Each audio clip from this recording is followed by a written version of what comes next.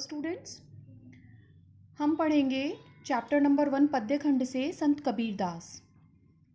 कबीरदास जो हैं आपके भक्ति काल के लेखक हैं। भक्ति काल की दो शाखाएं बताई गई हैं, पहली निर्गुण, दूसरी सगुण। निर्गुण काव्यधारा और सगुण काव्यधारा।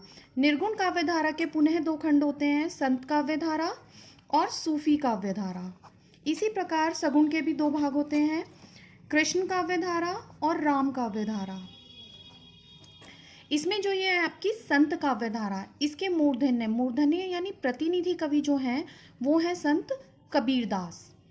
तो हम उन्हीं के बारे में जानकारी लेंगे, उनके बारे में ही आज पढ़ाई करेंगे।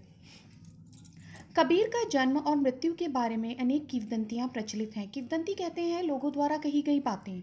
कबीरदास के बारे में ये देखने को मिलती हैं, अन्य संत कवियों के बारे में यह पूर्णतः नहीं मिलती। कहीं कहीं ऐसा होता है कि आपको सारी चीज़ें ना मिले।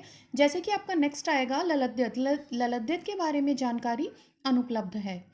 कहा जाता है कि सन 1398 में कबीर काशी में उनका जन्म हुआ था। काशी को वाराणसी भी कहते हैं। और सन 1518 के आसपास मगहर में उनका देहांत 1398 में काशी में, और मृत्यु है उनकी 1518 में मगहर में।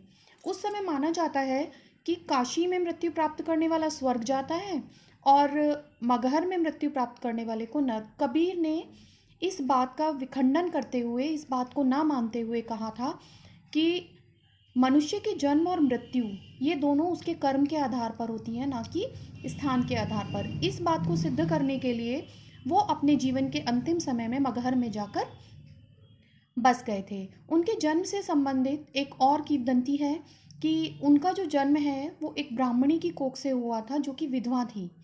अपनी लोकलाज के भय के कारण वो अपने इस शिशु को लहरतारा नदी के समीप फेंककर चली गई थी, जहाँ से उनका पालन पोषण नीरू और नीमा नामक जुलाहा दंपत्ति ने किया था। यानी इनका जो जन्म है वो एक हिंदू परिवार में हुआ और इनका पालन पोषण एक मुस्लिम परिवार में।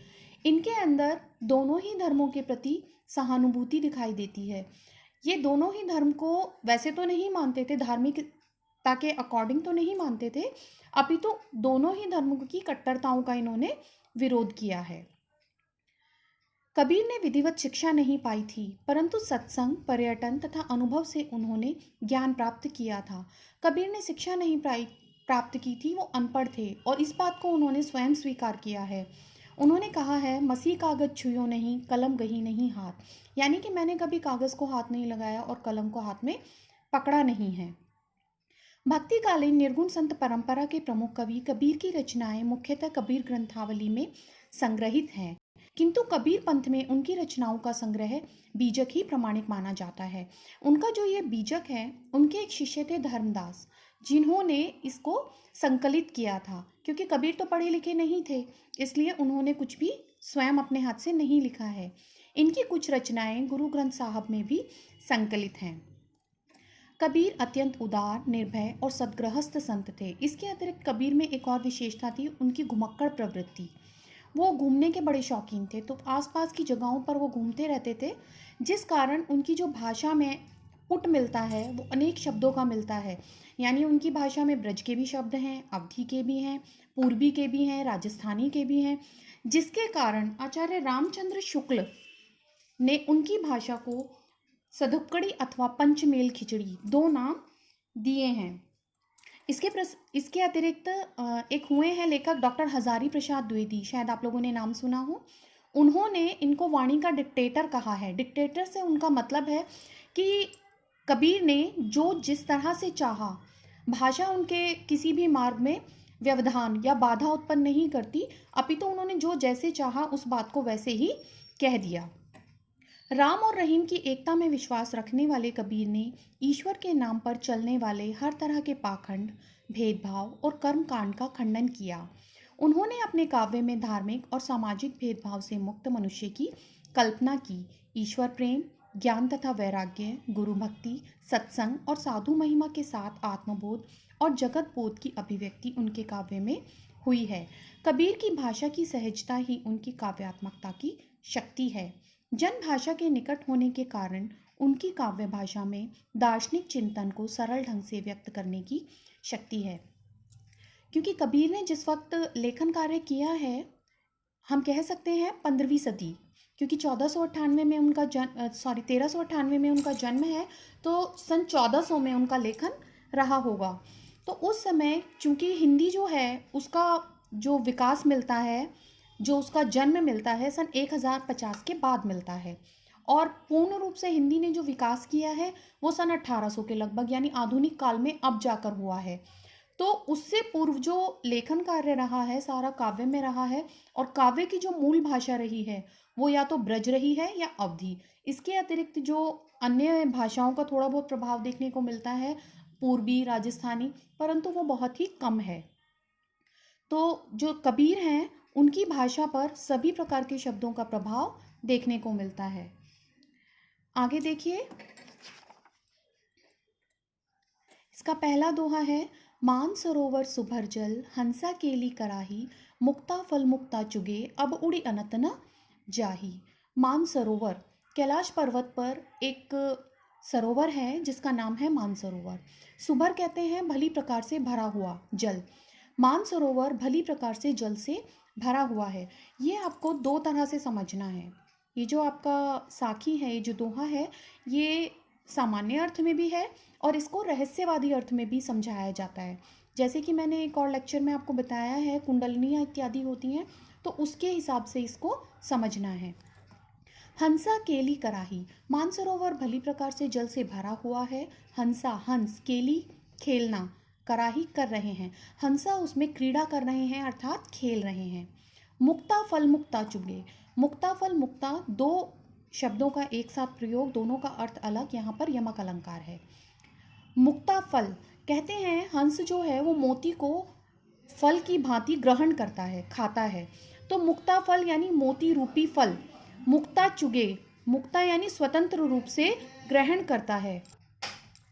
अब उड़ी अनत न जाही, अब उड़ी उड़कर, अनत यानी अन्यत्र स्थान पर नहीं जाता। अनत जो है ये अपभ्रंश भाषा का शब्द है।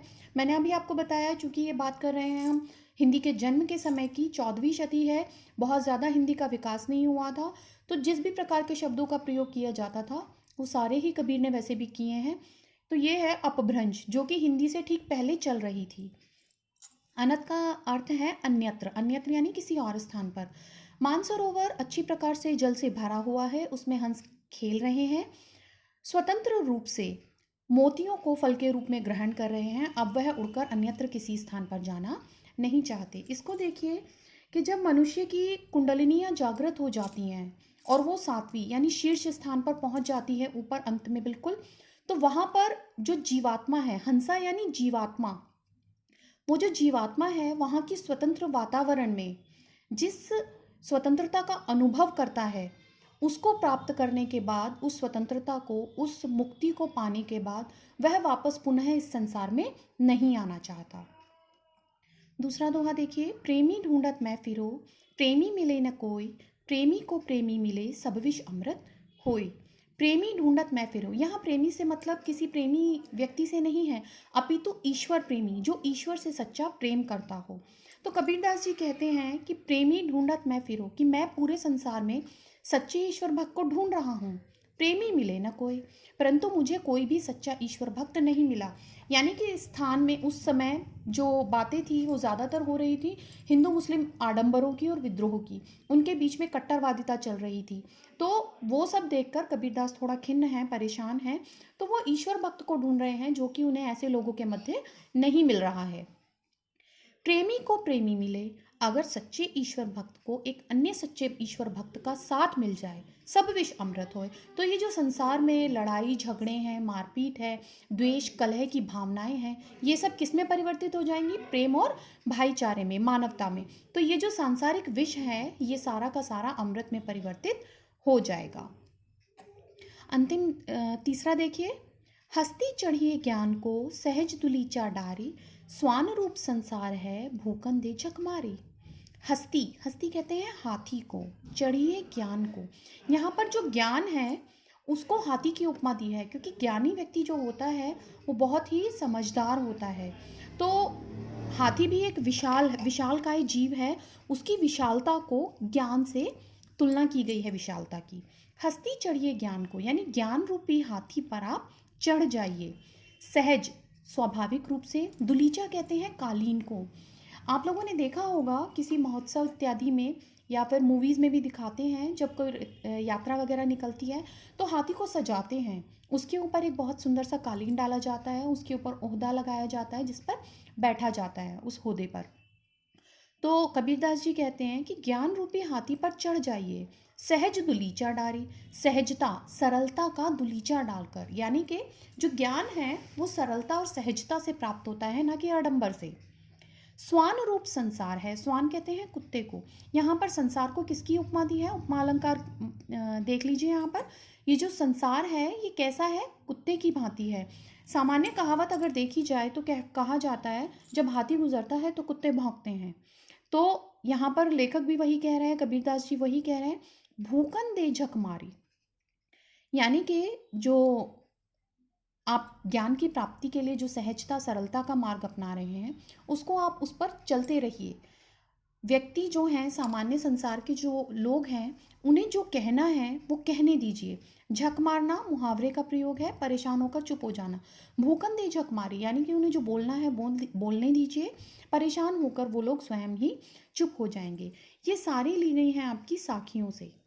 कबीर का जो ग्रंथ है बीजक, उसके 3 भाग हैं, साखी, सबद, रमैनी। साखी में आपकी दोहा, चौपाई और सोठे मिलेंगे, और सबद और रमैनी में आपके पद, जो कि हम और आगे देखेंगे कि पद किस तरह के होते हैं। ये चीज़ें होती हैं 2-2 लाइनों की साखियों में जो हैं, और सबद और रमैनी में 6 से 8 लाइनों के होते हैं। आगे बाकी हम फिर और क्लास में करेंगे। Thank you.